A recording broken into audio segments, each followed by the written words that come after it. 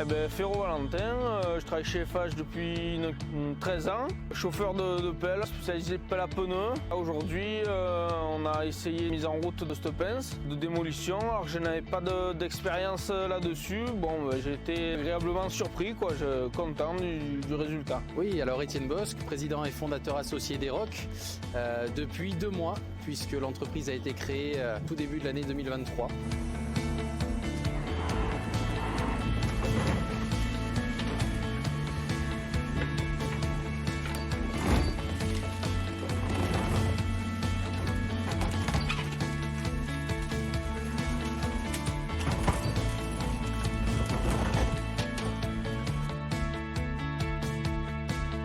On est à Castellane, on est au camping de Chasteuil et donc là on est sur un projet de déconstruction puisqu'il y avait 3 silos à destination de récupération pour tout ce qui était eau usagée du camping et donc on est sur une phase de déconstruction totale pour ensuite refaire une dalle complète et refaire une station d'épuration à neuve, mieux dimensionnée pour accueillir toutes les eaux usagées du camping.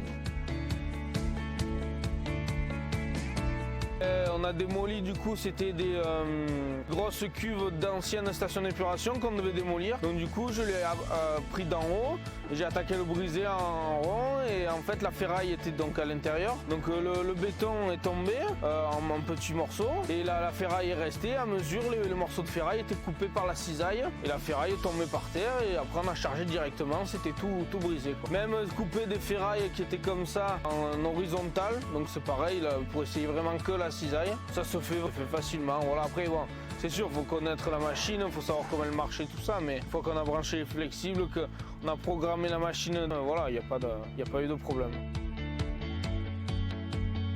Alors sur un broyeur CR2000, c'est un équipement qui pèse 2 tonnes, un broyeur béton rotatif, donc comme on peut le voir, vous avez une grosse mâchoire qui va vraiment venir broyer le béton, équipé de la rotation. Là dans ces cas-là, vu qu'on est sur un silo, c'est très intéressant puisque le pelliste peut venir positionner son matériel au fur et à mesure qu'il va venir déconstruire autour du silo. Et puis l'avantage également, c'est qu'au fond des mâchoires, on a des couteaux qui vont venir découper la ferraille. Là en l'occurrence, on est sur des tors puisque le béton est renforcé. On a également des poutres un peu plus épaisses, donc c'est relativement intéressant sur des bimatériaux comme ça. Tu es obligé de le casser le béton ou quoi, ou faire de la démolition au brise-roche, au godet. Et du coup, c'est sûr que c'était pas le même rendu, quoi. Les morceaux restaient plus gros et c'est surtout pour le recyclage. Ah bien sûr, ça va nous faciliter la vie.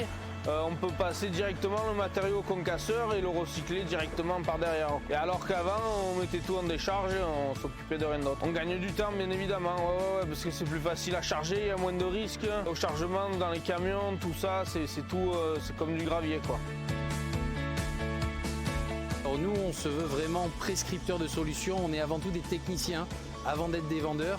La raison d'être d'Eroc, on souhaite vraiment accompagner nos clients techniquement, économiquement et de manière pérenne.